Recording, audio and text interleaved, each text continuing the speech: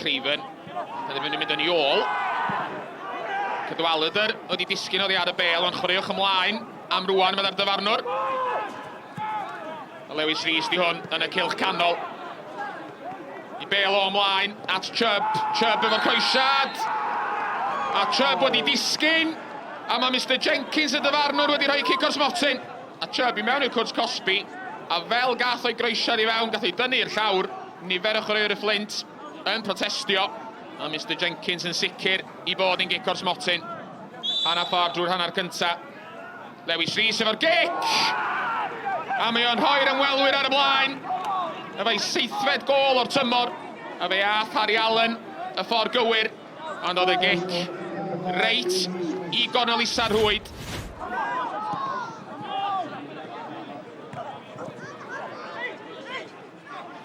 Creifen yn codi'r bel ymlaen i lwybr Lewis Rhys. Rhys i mewn i'r cwrs Cosby.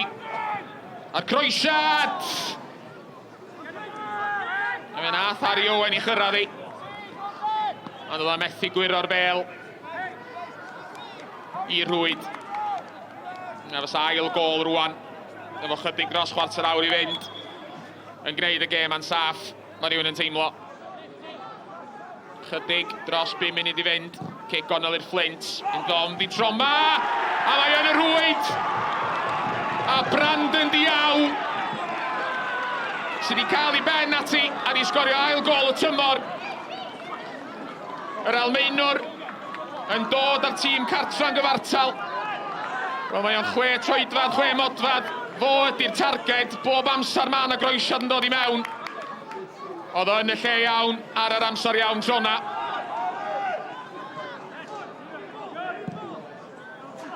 Owens ar y bel ymlaen.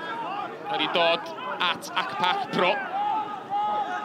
All y Fflint fynd ymlaen ennill y gêm ar rwan. Côl efo'r croesiad! A bron i Ben Hughes gael blaen i droed ati. Efo'r gôl yn agorad o'i flaen o. Ond yr eilydd, ddim cweit i gallu chyrraedd i. In my mind today, as we'll go on to in a minute, we've won that game 1-0 because that's not a penalty. Luckily for us, you're filming it and we get the feedback straight away. It's not a penalty. The lad's crossed the ball in. He hasn't gone down and Steve hasn't fouled him. So in a poor game, with very limited chances within that game, the referee has given him a heads up and it costs people jobs. It does. Not me. I'm okay. But in football, if these decisions now could cost people jobs and their mortgages and managers because there's accountability on our heads. And that's where it's got to at the moment. And I've always been good as gold on Sgorio. I've always been positive. But it's sometimes where that you have to come up and stand out and say these mistakes now are getting far too often. Yn teithio i'r gogledd, mae wastad yn gêm anodd. Does dim un gêm rwydd yn y cyngor yma. Ac pan ni'n dod lan fan hyn, mae pawb moyn curo ni hefyd, a maen nhw'n targedu ni achos maen nhw'n meddwl bod ni'n bois ifanc. Ac heddi fi'n credu am 60-70 munud perfformiad arbennig o dda, a dylen ni wedi cael y 3 pwynt. Ond un lapse of concentration yn y back post sydd wedi costi ni heddi. Yeah, it was a very, very important result because we knew from the beginning that after really a bad results in the last few weeks that we had to at least get a point.